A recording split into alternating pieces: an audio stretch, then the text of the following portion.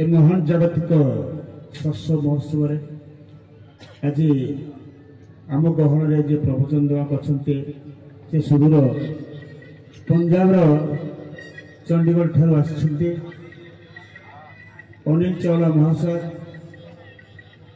से मो प्रभुंकर जो चरमशास्त्र को प्रभु निज हस्त रचना कर से हिंदी रे अनुवाद कर आज आपण मान को लाइव टेलीकास्ट से देखेबे तक सही चरमशास्त्र अनुवाद कथा प्रभु को प्रणाम कर।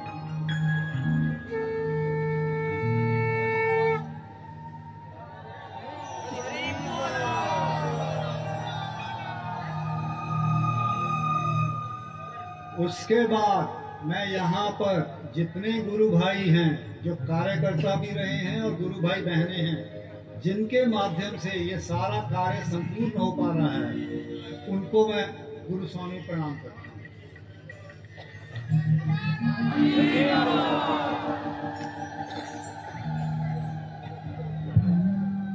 मैं यहाँ पे थोड़ी सी अपनी क्षमा चाहूँगा कि एक तो मैं हिंदी में ही बोल पाऊँगा, मेरे को उड़िया नहीं आती है, और मैं कोई प्रवंचक भी नहीं हूँ कि मैं कोई मतलब कोई किस तरह प्रवचन दिया जाता है मेरे को नहीं पता।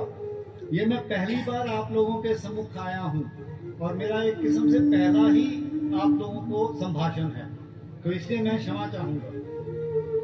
अगर कोई गलती रह जाएगी तो मेरी त्रुटि मान के माफ कर देना, जो सत्य होगा उसको ग्रहण कर लेना, वो प्रभु का होगा।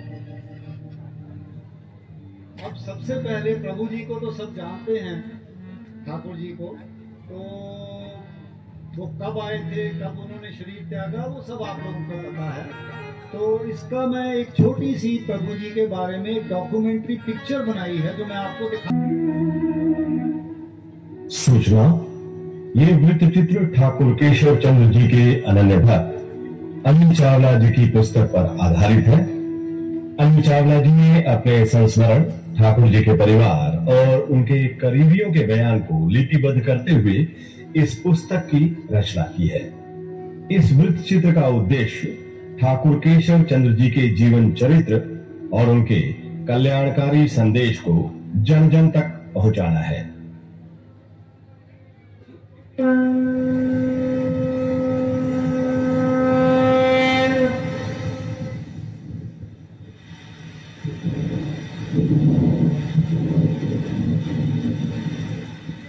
मुहूर्त मोहरा ग्राम में हम जन्म लेंगे, अछूत कुल में बढ़कर कली खेल खेलेंगे। हमारा नाम होगा केशव, नेत्र देखोगे तू ही।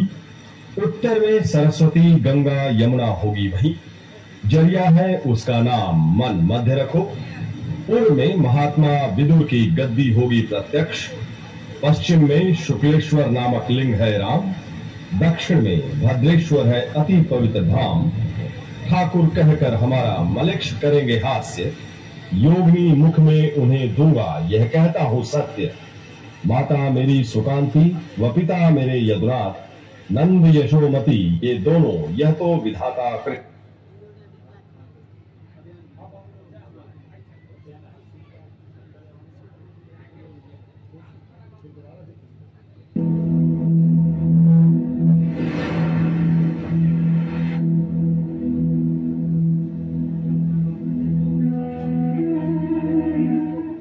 सूचना, ये वृत्त चित्र ठाकुर केशव चंद्र जी के अनन्य भक्त अनिल चावला जी की पुस्तक पर आधारित है। अनिल चावला जी ने अपने संस्मरण, ठाकुर जी के परिवार और उनके करीबियों के बयान को लिपिबद्ध करते हुए इस पुस्तक की रचना की है। इस वृत्त चित्र का उद्देश्य ठाकुर केशव चंद्र जी के जीवन चरित्र और उनके कल्याणकारी संदेश को जन जन तक पहुंचाना है।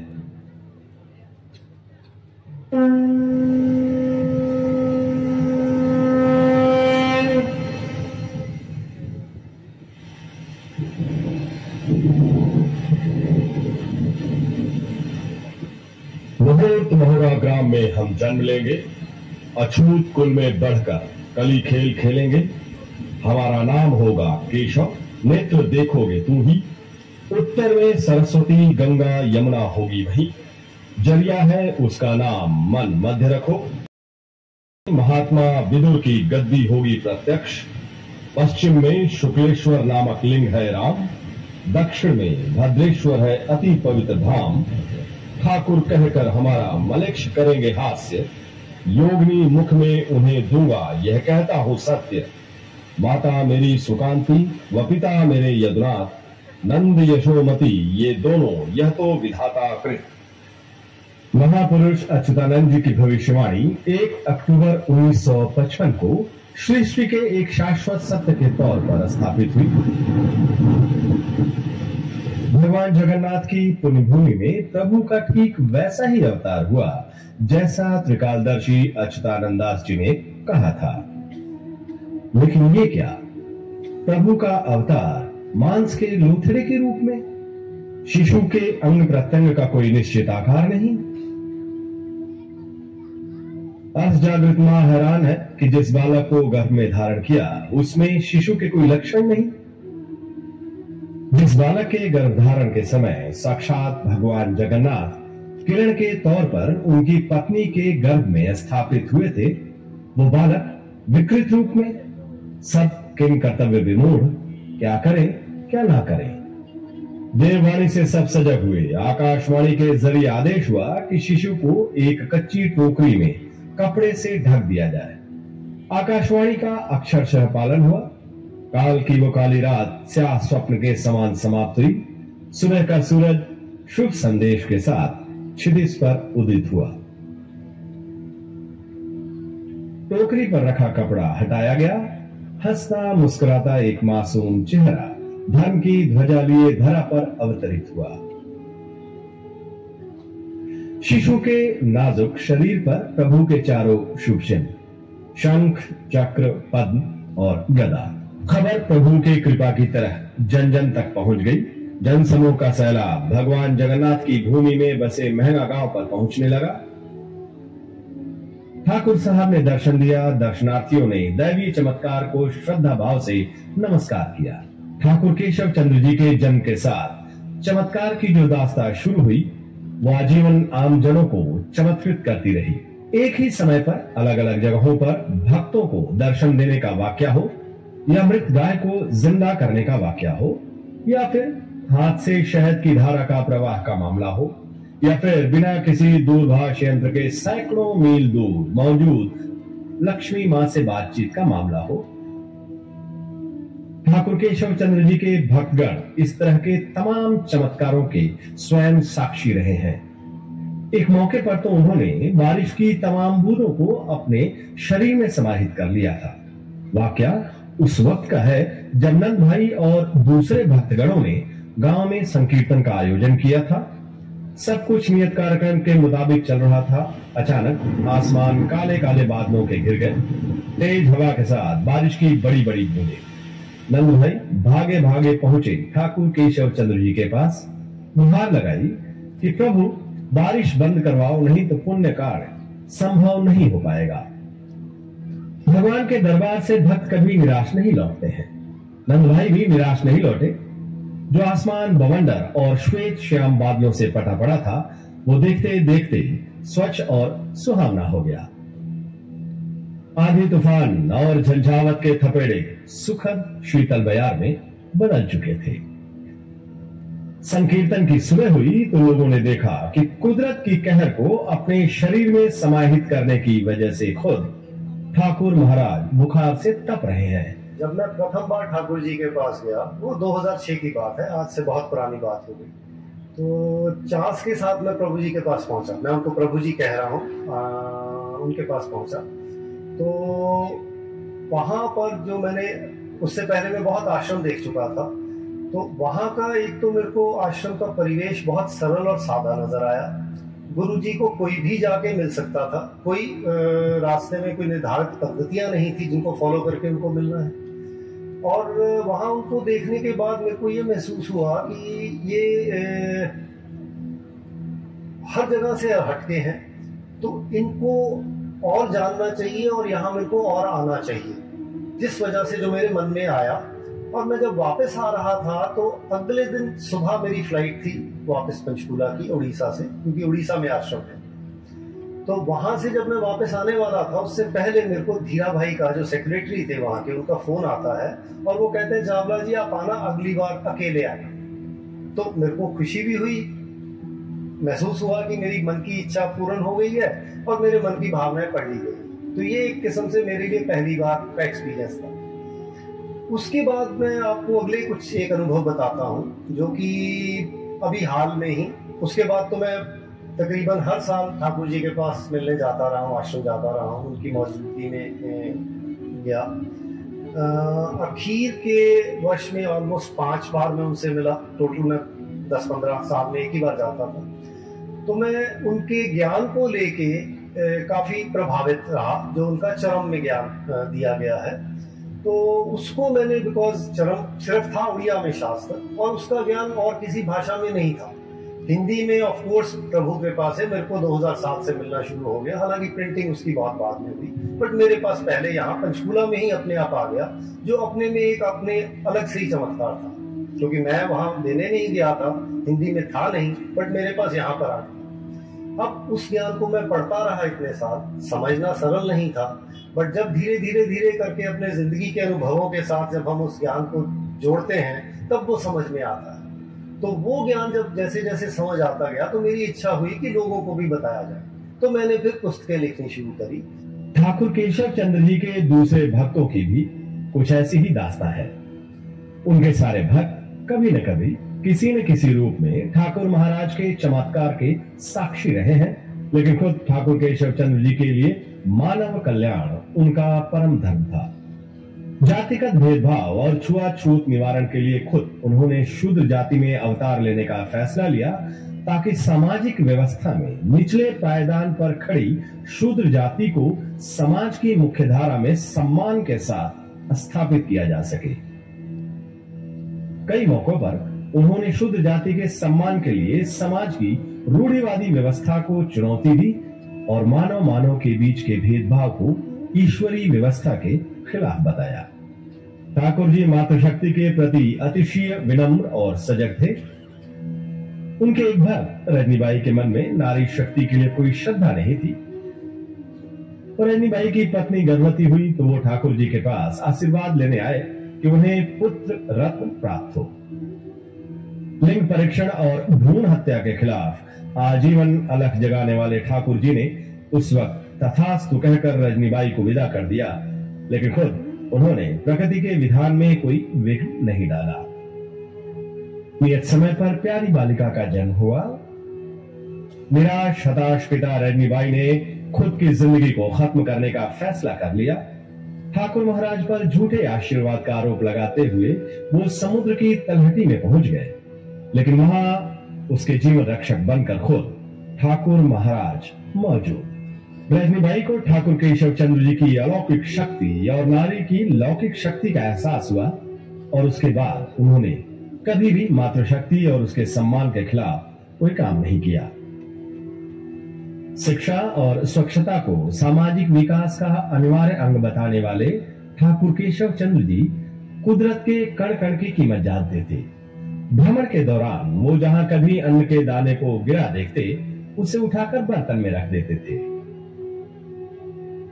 बहन कमला उनकी इस हरकत पर हैरान होती थी।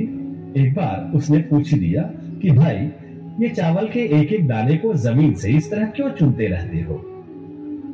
ठाकुर जी का जवाब था, इन्हीं निर्जीव दानों की बदौलत हम सब सजीव हैं। इनका यूं व्यर्थ जाना संपूर्ण मानव जाति को संकट में डाल सकता है। ठाकुर केशव चंद्र जी प्राकृतिक व्यवस्था के प्रबल पैरोकार थे। यहां तक कि वो वृक्ष से फल को कभी नहीं तोड़ते थे। वो फल के भोग के लिए तब तक इंतजार करते थे जब तक वृक्ष खुद फल उन्हें नहीं सौंप देती थी। लौकिक जीवन में कर्म की महत्ता को रेखांकित करने वाले ठाकुर केशव चंद्र जी पारलौकिक जीवन के कल्याण के लिए सत्य, सदाचार और सत्संग पर बल देते थे। उनके लिए मोक्ष का द्वार सत्कर्म और सद्वचन से खुलता था। उनकी शिक्षाओं का संपूर्ण सार चरम में संकलित है। चरम मानव मन की वो अवस्था है जहां भक्त और भगवान एकाकार हो उठते हैं और आत्मा का परमात्मा से मिलन हो जाता है। मैं और तू का भेद खत्म हो जाता है। ठाकुर केशव चंद्र जी के उसी चरम ज्ञान को उनके भक्तों ने अमरकृत चरम में संकलित किया है। चरम जो है ये एक ऐसा शास्त्र है जो कि जिसके बारे में आज से 500 वर्ष पहले अछूतानंद जी लिख के गए थे, जो उड़ीसा के एक बहुत महान दृष्टा हुए हैं। और उसी हिसाब से चरम धरती पर आया था, और जब ये धरती पर उतरा था उस दिन का जिक्र उन्होंने पहले ही भविष्यवाणी में किया था। और वो उतरना भी एक चमत्कार था। चरम 1 ये है चरम जो जिसकी मैं बात कर रहा हूँ। तो पहला चरम आज से 30 वर्ष पहले 93 में आया था, और ये जगतपुर की छत पे ठाकुर जी के द्वारा उन्मोचन किया गया था। और इसमें जब उतरा है 100 के करीब गुरु भाई थे, तो जब ये उन्मोचन किया गया तो दिन का समय था 1:37, और उस समय आकाश से स्वर्ण कणिकाओं की वर्षा होते उन सब गुरु भाइयों ने देखी, जो कि जमीन पर नहीं गिर रही थी और बुझ जाती थी आते आते। तो ये एक बहुत बड़ा चमत्कार हुआ उस समय जो इन लोगों ने महसूस किया। अब इसमें जैसे मैं कहूंगा कि ज्ञान की अगर हम बात करते हैं तो यज्ञ होते थे। यज्ञ जो होते थे वहां पे उड़ीसा में, जो ठाकुर जी के देख रेख में हुए हैं, वो बड़ा अनोखा तरीका था यज्ञ करने का। उनमें मंत्रों की आहुतियां दी जाती थी। जो मंत्रों की आहुतियां देते थे, दिन में 300 से 500 मंत्र एक दिन में देने, और वो उससे पहली रात को ठाकुर जी अपने हाथ से लिख के देते थे, और वो पहले धरती पर नहीं थे। और इन सब यज्ञों का जिक्र भी अछूतानंद जी करके गए थे। और उन यज्ञों से किस साधु का किस युग में दिया गया वर की पूर्ति हुई, सृष्टि का क्या मंगल हुआ, उन सब की एक स्मरणिका निकलती थी जो इसमें चरम में आती थी। अब वो सारी जो चीजें हैं वो इसके माध्यम से, चरम के माध्यम से हमारे सामने आई, और वो एक बहुत अनोखी चीज थी। और उसके बाद और अनोखी चीज थी जो चरम के माध्यम से हमारे सामने आई। इतने धर्म गुरु आए हैं, आए उसी एक सृष्टा से, वो अलग अलग मार्गों से आए। उस समय धरती पर जो ज्ञान चाहिए था वो ज्ञान बांटने के लिए वो आए, जो वो बांट के चले। और उन्होंने अपने ही ज्ञान को सर्वश्रेष्ठ बताया, जो आज हम अलग अलग संप्रदायों के रूप में देख रहे हैं। बट धर्म एक ही है, आए सभी एक पिता से, एक प्रभु की संतान में। और इसी चीज को लेके जितने भी फंक्शन होते थे वहां पे इनको बोला जाता था कि ये ज्योति मंडल कहा जाता है, जो एनलाइटेंड सोल्स हैं, या कैवल्य मंडल कहा जाता है। वहां पे कैवल्य मंडल बना के उनकी सबकी इकट्ठे पूजा की जाती थी। जो जितने यज्ञ हुए, जितने फंक्शन हुए, उन सब पे हमने अपनी आंखों से देखी। जैसे सूर्य एक है, उसकी किरणें अनेक हैं, इसी तरह चरम कॉन्शियसनेस शक्ति वो एक ही है। उस शक्ति के हम सब अंश हैं। अपने ज्ञान और ध्यान के चरम पर पहुंच जाने के बाद ठाकुर केशव चंद्र जी ने इस नश्वर संसार से प्रस्थान करने का मन बना लिया। उन्होंने इशारों में भक्तों को अपने प्रस्थान की पूर्व जानकारी भी दे दी। वाकया साल 1989 में उस वक्त हुआ था जब वो हरिहरनंद भाई के घर पर सत्संग कर रहे थे। नश्वर शरीर के त्याग की तारीख की बात उठी तो ठाकुर महाराज ने साल 2016 की तारीख तय कर दी। भक्तों को लगा कि वो इस साल कलयुग के खत्म होने की भविष्यवाणी कर रहे हैं, लेकिन जब 1 जनवरी 2016 को वो सदा के लिए समाधिस्थ हुए, तब सबको पता चला कि उन्होंने तो 27 साल पहले अपने प्रस्थान की तारीख तय कर दी थी। ठाकुर श्री श्री श्री केशव चंद्र जी पर ब्रह्मलीन हो चुके हैं, लेकिन उनके सामाजिक धार्मिक संदेश पथ प्रदर्शक बनकर हमारी चेतना को आलोकित कर रहे हैं। हम सबका कर्तव्य है कि हम उनके जीवन चरित्र, उनकी लौकिक पारलौकिक शिक्षा और संपूर्ण सृष्टि के लिए कल्याणकारी उनके संदेश को जन जन तक पहुंचाने में सहयोग करें। यही उनके प्रति हमारी सच्ची श्रद्धांजलि होगी, यही मानव जाति के प्रति हमारी सच्ची सेवा होगी।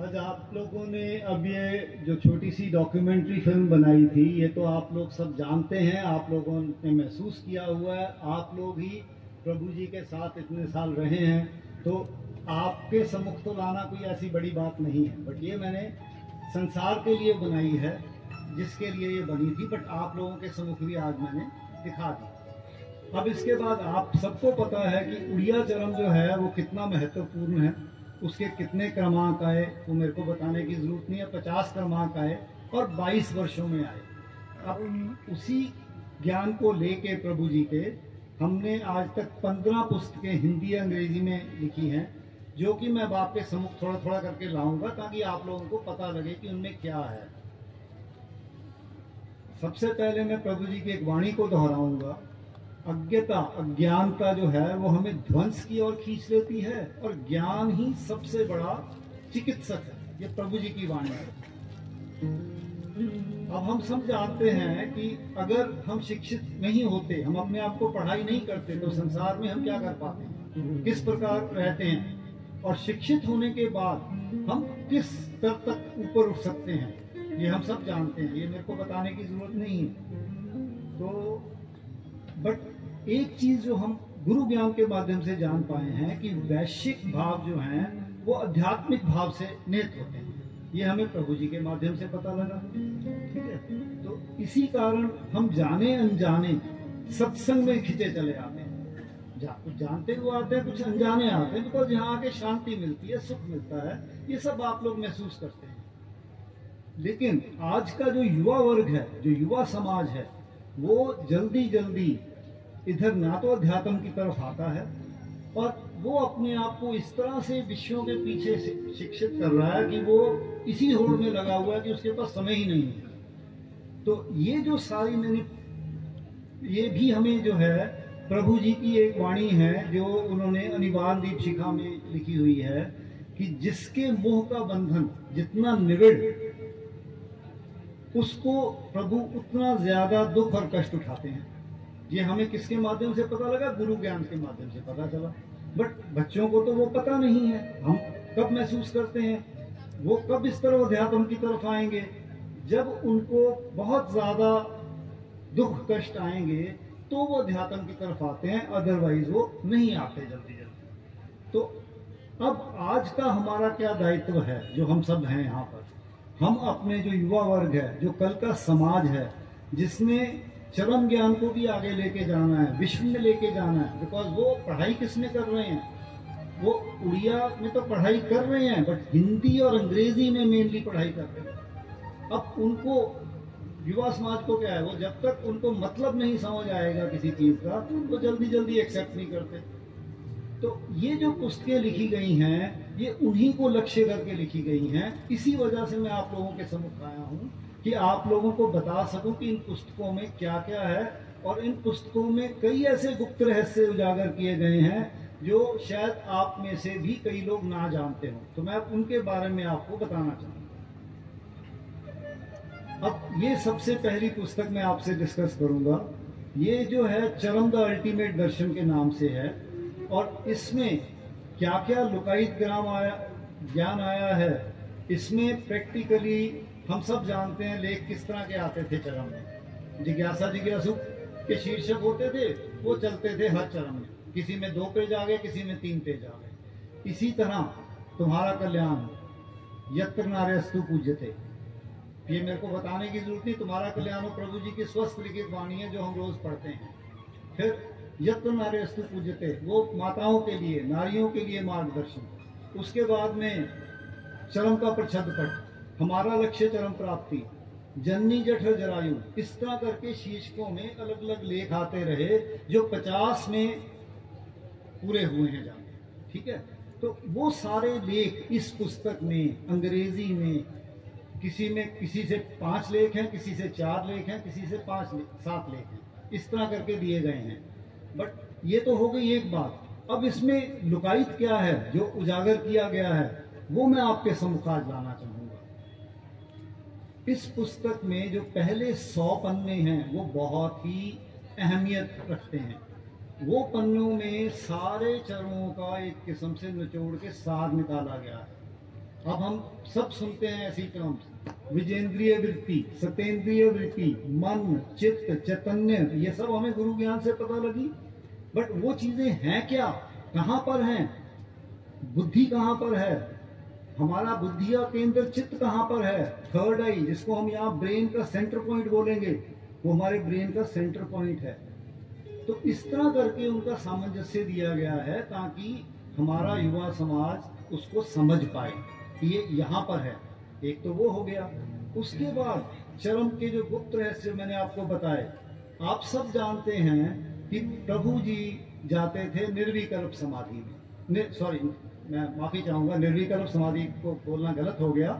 प्रभु जी शरीर छोड़ के दर्शन देने जाते थे। आप लोग सब जानते हैं, सब किवाड़ बंद कर देते थे, किसी को अंदर आने नहीं देते थे। क्या कर रहे थे उनके भक्त लोग? उनको किसी को बताते नहीं थे, बस प्रभु जी गए आ गए, हमें इतना सा पता। उस टाइम वो दर्शन नहीं देते थे। बट आने के बाद वो क्या करते थे? अपनी दर्शन डायरी लिखते थे। अब जो दर्शन डायरी है, आप लोगों में से कईयों ने देखी नहीं होगी, ये उसका चित्र है जो मैं आपको दिखा रहा हूँ, दर्शन डायरी का। तो दर्शन डायरी का ये चित्र है। अब इस चित्र में, ये तो चित्र हो गया, बट इसको समझना बहुत ही मुश्किल है। इसको कैसे हम कैसे समझेंगे? ये तो साधना स्तर की बातें हैं। इसमें 1 से लेके 8 तक गिनती लिखी हुई है, ऊपर गिनती नहीं है। ये सब जो दिया गया है, ये हमारे शरीर के साथ कैसे सामंजस्य है वो इसमें दर्शाया गया है। हम जानते हैं कि हमारे शरीर में 7 चक्र हैं, ठीक है ना? हमें पता है मूलाधार से शुरू करके सहस्रार तक 7 चक्कर अपने बन जाते हैं, ठीक है? तो ये 7 चक्कर और 8वां चक्कर हमारा औरा चक्कर है, वो भी लोगों को पता है। तो ये तो चक्रों की बातें हैं। और इसके बारे में सामंजस्य कहाँ पे आता है? प्रभु जी ने बारीपदा में क्या कहा था? हम मीठा खाए हैं, हम उसका सदरूप दे सकते हैं। आप लोग मीठा खाते हो, आप जानते नहीं। अब इसका प्रैक्टिकल प्रूफ क्या है? हम कौन सा मीठा खाते हैं हमें नहीं पता है। हम रोज रात को इन सब स्तरों से गुजरते हैं। ये हमारी रात की निद्रा का पैटर्न है। हमारा 1.5 घंटे का साइकिल होता है रात को सोने का, 1.5 से 2 घंटे का। उसके बीच में जो सेंट्रल 45 मिनट का है, उसके बीच का सेंट्रल 45 मिनट, वो हमारी सविकल्प समाधि की अवस्था होती है, जिसको हम कॉन्शियस स्टेट बोल देते हैं। उसके बाद 30 मिनट का साइकिल जो है वो निर्विकल्प समाधि का है। और प्रभु जी ने यहाँ तक कह दिया, निर्विकल्प समाधि के 64 स्तरों में से शेष 18 से 22 स्तर मूर्छित अवस्था। वो शेष 18 से 22 स्तर कोई भी नहीं बता सकता, बट 64 स्तर तो हैं। वो केवल निर्विकल्प समाधि के कब आते हैं? जब हम रात को 30 मिनट की गहरी नींद में होते हैं और उसके अंदर जाके 10 मिनट की स्लीप होती है हमारी, जिसमें हम कहते हैं कि बंदे को हिला भी लो तो पता नहीं लगता। हम रोज इसमें से गुजरते हैं। इसका सामंजस्य इसमें दिखाया गया है। ये जो चित्र आपके सामने नजर आ रहा है, ये वो है। इसके बाद यही शरीर में चक्र दिखाए गए हैं, लोक दिखाए गए हैं। उनका सामंजस्य भी इस पुस्तक में शुरू में उजागर कर दिया गया है, जो अंग्रेजी में है। फिर इसके बाद दर्शन डायरी की एक्सप्लेनेशन कर दी है उसी हिसाब से। ये 42 स्तर नीचे हमने लिख दिए यहाँ पे, वो प्रभु जी की दर्शन डायरी है ये। उसके बाद 8वां चक्कर कर दिया। उसके बाद 9 ऊपर कर लें तो वो मूर्छित अवस्था के आ गए। इस पे एक्सप्लेनेशन है इसमें, जो और कहीं नहीं मिलेगी, चरम में नहीं मिलेगी, वो भी इसमें है। फिर ये चित्र हमने देखे हैं, ये 48, 49, 50 चरम में आए थे। इनमें क्या है? इनमें भी वही स्तर हैं। सबसे पीछे वाला स्तर है वो 10वां स्तर है, जहां लिखा हुआ है आदि पुरुष अव्यक्त। उसके बाद 9वां स्तर है आदि अनादि अव्यक्त। उसके नीचे तक 8 स्तर है, जहां से माया ने घेरा हुआ है। वो जो गुंजल सी बना रखी है वो माया की गुंजल है। तो वो क्या लिखा हुआ था प्रभु ने क्या कहा? माया ने हमें नहीं, हमने माया को पकड़ा हुआ है। तो प्रभु तो पिछले हैं, 10 स्तर पे हैं। फिर ये 10 स्तर जो हैं हमारे चरम भी कैसे आए हैं, उनका प्रकाशन भी उसी तरह हुआ है। प्रकाशन कैसे हुआ है? प्रथम पुष्प प्रथम पंखुड़ी, द्वितीय पुष्प द्वितीय पंखुड़ी, इस तरह करके हुआ है। सो पहले पुष्प की 3 पंखुड़ियां हैं, द्वितीय पुष्प की 4 पंखुड़ियां हैं, उसके बाद तृतीय पुष्प से लेके 9वें पुष्प तक 6 पंखुड़ियां हैं, और 10वें पुष्प की कोई पंखुड़ी नहीं है। उनका सामंजस्य इसमें दिखाया गया है, वो क्यों है, कैसे हैं, वो दिखाया गया है। ये तो पढ़ने से ही पता लगेगा। उसको मैं, क्योंकि मेरे पास समय बहुत ज्यादा नहीं दिया गया है, तो उस पर मैं अभी चर्चा नहीं कर पाऊंगा। तो ये इस पिक्चरों से हमें नजर आते हैं। अब इसके बाद अगली पुस्तक पे आते हैं हम। और जैसे मैंने कहा, ये पुस्तकें मैंने लिखी है युवा समाज के लिए, बट आप लोग इसके बारे में जागरूक होंगे। जैसे हमने शुरू में यहाँ पे सत्संग क्या किया, जागो रे भाई जागो रे, तो ये मैं आपको जागरूक करने आया हूँ कि इनके बारे में भी आप ज्ञान के बारे में जागरूक हो, बिकॉज ज्ञान ही सबसे बड़ा चिकित्सक है, जो शुरू में हमने प्रभु जी की वाणी करी। अब केशवामृत पे आ जाते हैं। केशवामृत में क्या है, प्रभु जी की संपूर्ण जीवनी है। उससे हमें नजर आ जाता है, जो प्रभु जी ने बारीपदा में क्या कहा था कि हमने कोई साधना नहीं करी, हमने कोई किताबें नहीं पढ़ी, हमारे कोई गुरु नहीं है। वो दूसरे जननी जठर चरायु के दूसरे चैप्टर में लिखा है, न मेरा कोई गुरु नहीं है, मेरा कोई शिष्य नहीं है, मैं अविनाशी ब्रह्म हूँ। एक पैरा दे रखा है, प्रभु ने अपना डिस्क्रिप्शन दे रखा है उसमें, वो कौन है, कहाँ से आए हैं, कहाँ से आए, वो पहले चैप्टर में है, जननी जठर चरायु। तो एनीवे, ये जो केशवामृत है, इसमें प्रभु के साथ जो ये सब भाई लोग थे, मीरा भाई हो गया, नंद भाई हो गया, बाबली भाई हो गया, गुरु जी थे, इन लोगों से एकत्रित करके उनके एक्सपीरियंसेस लिखे हैं। जैसे आज गुरु जी तो नहीं है, विजय सर नहीं है, वृंदावन सर भी आज इतने एजड हो गए हैं कि वो भी ठीक से बात नहीं कर पाते हैं। तो उन सबकी जो एक्सपीरियंसेस हैं, इसमें आप लोगों को मिलेंगे। ये तो एक चीज हो गई। अब इसके अलावा क्या मिलेगा? आप सबने सुना था कि प्रभु जी को गुरु गद्दी पे कब बिठाया? 78 में, 1955 में बर्थ था, जब 22 साल की उम्र के थे। क्यों बिठाया गया? क्योंकि आप सब जानते हैं उस समय क्या हो रहा था। किसी रामदास की चिट्ठियां आती थी, रामदास की चिट्ठियों के बाद हमने सुना हुआ कि मास टू मास उनके शरीर पे चिन्ह निकल रहे थे। तो प्लस उसमें लिखा होता था सब चिट्ठियों में कि ये खुद साक्षात परम ब्रह्म है, इनको गुरु जानो, इनको प्रणाम करो, इनको ये करो, तभी वो साष्टांग विधि आई। ये सब उस समय की बातें हैं, 1978 से पहले की, 76 और 78 की बातें हैं, काफी पुरानी बातें हो गई। तो रामदास की चिट्ठियां मैं नहीं समझता लोगों ने देखी होंगी। ये है रामदास की चिट्ठी जो इस पुस्तक में उजागर की गई है। और एक नहीं, इस पुस्तक में कम से कम 5-7 चिट्ठियां दी गई हैं, 8-10 चिट्ठियों का निचोड़ निकाल के दे दिया गया है इस पुस्तक में, केशवामृत में। उसके साथ उसमें लिखा होता था कहाँ चिन्ह उभरेगा। फिर प्रभु के शरीर पे चिन्ह तो किसी ने देखे नहीं, बहुत कम लोगों ने देखे हैं। ये उसका चित्र बनाया है, शरीर पे चिन्ह कहाँ कहाँ है प्रभु के, कहाँ कहाँ। ये हो गया केशवामृत में। अब इसके बाद पुस्तक आ जाती है अनिवार्य दीपशिखा। इसमें प्रभु जी के साथ संपूर्ण जिज्ञासु के जितने प्रश्न उत्तर हैं, हो सकता है कुछ रह गए हों, बट सारों चरमों से लिए गए हैं। इसके बाद इसमें 10 मोदक के प्रश्न उत्तर हैं, बारीपदा सम्मेलनी के प्रश्न उत्तर हैं। सो एक किस्म से जो प्रभु जी के साथ 1-to-1 प्रश्न उत्तर हैं, वो सब एक पुस्तक में, हिंदी में, अंग्रेजी में, इस पुस्तक के अंदर हैं। और उन प्रश्न उत्तरों की क्या महत्वता है वो आप लोग जानते हैं, बच्चे नहीं जानते जो संसार में जा रहे हैं। तो उनको देने के लिए, उनको पढ़ाने के लिए वो आप बताएंगे और उनको पुस्तक देंगे तो वो पढ़ेंगे, तब समय निकाल के पढ़ेंगे। जब उनके पास अपनी विपदा आएगी या प्रॉब्लम्स आएंगी तब पढ़ेंगे।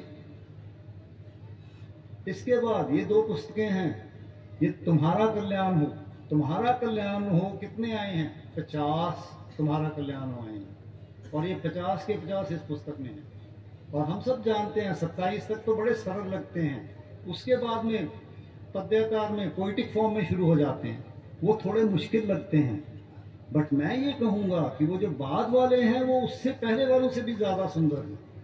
उसमें क्या आ रखा है? उसमें 5 तत्व के बारे में आ रखा है। वायु हमारे शरीर में क्या काम करती है, जल क्या काम करता है, वायु 5 प्रकार से काम करती है, उसको एक ब्रेकअप करके दिया गया है। जल कैसे काम करता है उसको ब्रेकअप किया गया, 5 प्रकार से जल काम करता है, वो सारे इसमें दे रखे हैं दोनों पुस्तकों में। वो अगर आगे चलेंगे तो आप उसी में से पढ़ सकते हो या इनमें से पढ़ सकते हो। और इन पुस्तकों में एक खासियत है कि मैंने सबको जहां इंपॉर्टेंट लगा मेरे को उसको हाईलाइट कर दिया या उसको अंडरलाइन कर दिया, ताकि उस पर हमारी नजर टिके और हम उसके बारे में सोचें, इसलिए किया है इन पुस्तकों में। इसके बाद ये पुस्तक भी बहुत सुंदर है दोनों, ये हैं। तो इसके बाद ये पुस्तकें हैं मानव शरीर में दर्शन। अब हम तो सब गए प्रभु जी के पास, दर्शन करके आ गए। अर्जुन को उन्होंने विराट रूप के दर्शन करवाए, हमें कैसे दर्शन करवाएंगे? अरे उन्होंने सब दे दिया हमको। यहाँ पर क्या क्या दिया? चरम का प्रच्छद पट में 8 लेख हैं टोटल 50 में, 50 चरम में सिर्फ 8 लेख आए हैं, वो सारे 8 लेख इसमें हैं। तुम्हारा हमारा लक्ष्य चरम प्राप्ति में 14 लेख हैं टोटल, वो 14 के 14 लेख इसमें हैं। इन 2 के माध्यम से हम दर्शन कर सकते हैं। और वो रास्ता क्या है? वो रास्ता है ये जो प्रभु जी के शुरू में विग्रह के नीचे, हर के नीचे लिखा हुआ है, मूलाधार करंधार, स्वाधिष्ठान स्वाधीन, मणिपुर पुरोहित, अनाहत प्रवीण, विशुद्ध में शुद्ध चित्त, आज्ञा चक्र अनुज्ञा, सहस्रार सारे, ब्रह्म रंध्र की प्रज्ञा। हम पढ़ते हैं इनको, ये चक्रों की बात हो रही है। ब्रह्म रंध्र की प्रज्ञा, मतलब ब्रह्म रंध्र क्या है? वो चरमदा अल्टीमेट दर्शन में बताया हुआ है। यहाँ आज्ञा चक्र से लेके सहस्रार तक ये ब्रह्म रंध्र है। उसके बाद यहाँ से लेके ब्रह्म स्तंभ तक वो सूक्ष्म ब्रह्म रंध्र है। उसी के माध्यम से आत्मा आती है। जो मैंने सूर्य की किरण की बात करी अपने वीडियो में, उसी तरह हम सब बंधे हुए हैं वहां से। उसी तरह हमारी आत्मा भी आई, जो आगे जननी जठर जरायु में पता लगती है। तो ये इसके माध्यम से हमें नजर आती हैं चीजें। अब इनसे क्या होगा? अगर हमारे चक्कर खुल जाएंगे, हम अपने आप को ठीक कर लेते हैं, तो क्या होगा? हमारे में ऑटोमेटिकली दैविक गुण आ जाएंगे। हम किसी का अनिष्ट नहीं करेंगे, हम सबको भाई समझेंगे, अपने स्वार्थ पर नहीं रहेंगे, ये सब चीजें आ जाएंगी। तो जब दैविक गुणों के खिलने से क्या हो गया? उससे क्या होगा? फिर भागवत की वाणी सत्य होगी, मनुष्य शरीर में दिव्य ज्ञान देख संतुष्ट भगवान। और प्रभु जी खुश हो जाएंगे कि मेरे आने का मकसद पूरा हो गया। ये मकसद है उनका आने का, हम लोगों को मानव बनाने के लिए। जो उन्होंने बारीपदा सम्मेलनी में कहा था कि आप मानव नहीं हो, उन्होंने मानवों को 5 भागों में विभाजित किया था, वो आप लोग जानते हैं। वो सब अनिवार्य दीपशिखा में बारीपदा सम्मेलनी के क्वेश्चन आंसर में आ रखे हैं। कौन कौन है? नर, लोक, मानव, पुरुष और अतिमान, वो एक्सप्लेन्ड है उसमें। तो ये वही कुछ है।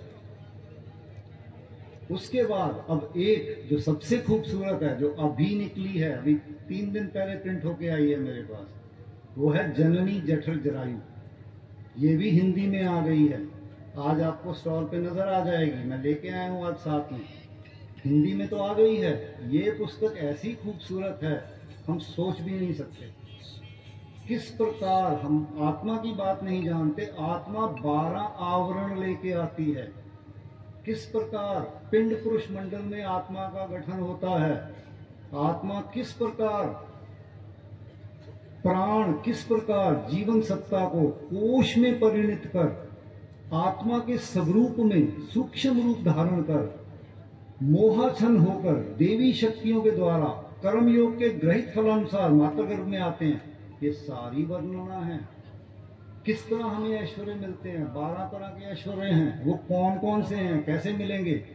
नाद गर्दन कोश, कोशों की बात है। इसमें 42 कोशों की चर्चा है 64 में से, बाकी की चर्चा नहीं है। वो क्यों नहीं है वो भी एक्सप्लेन किया गया है इस पुस्तक में।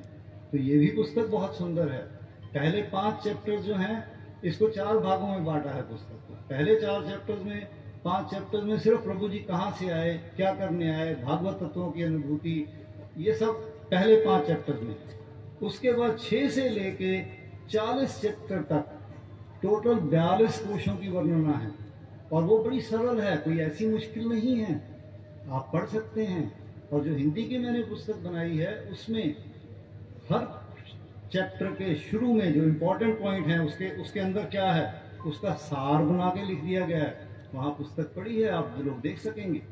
ये अभी हिंदी की आई है, इंग्लिश में भी 6 महीने लगेंगे, तो ये भी पुस्तक आ गई है। अब ये सब तो पुस्तकों की मैंने चर्चा कर ली। अब आप लोग जो यहाँ पे आज आए हुए हैं, एकत्रित हुए हैं, यहाँ पे यज्ञ चल रहा है। इस यज्ञ का महात्म्य आपको विपिन बिहारी साहब बैठे थे, उन्होंने आप लोगों को, गुरु भाई ने आप लोगों को बताया। बट इसकी कुछ मैं इंपॉर्टेंट पॉइंट आप लोगों के सम्मुख लाना चाहूँगा, जो शायद उनसे रह गए हैं या मेरे को नहीं पता, उन्होंने बताया क्योंकि मैं पूरा नहीं जानता, बट सिर्फ कुछ तो मैंने सुना। तो ये जो इसका महात्म्य क्या है, ये पहली बार यज्ञ कब हुआ, एकाक्षर उजागर कब हुआ? 3 मई 2001 समहा ने, प्रभु जी ने एकाक्षर ब्रह्म यज्ञ किया था। आदि अनादि एकाक्षर ब्रह्म यज्ञ, तब एक स्मरणिका निकली थी। वो स्मरणिका हिंदी में भी मेरे पास है, और वो हिंदी की स्मरणिका में उसका भी उल्लेख है, उस स्मरणिका का। अब उसके बाद आज कितने साल हो गए? 23 साल। 23 साल के बाद वो यज्ञ फिर आप लोग कर रहे हैं, और ये यज्ञ मैं कहूँगा इतना महत्वपूर्ण है, वो मैं अभी आपको उसका थोड़ा सा बता देता हूँ। ये किस लिए महत्वपूर्ण है? ये है जिसको हम अणक्षर बोलते हैं, अणाक्षर भी बोलते हैं, एकाक्षर भी बोलते हैं। ये उसका चित्र है जो आपने भी यहाँ पे अपने उसमें दिया। ये एक किस्म से यंत्र है। इसमें क्या कुछ है? इसमें आदि अनादि के बारे में, उसके धाम के बारे में, ज्ञान कहाँ से आया, वो सब स्मरणिका के माध्यम से आपको पता लगा होगा।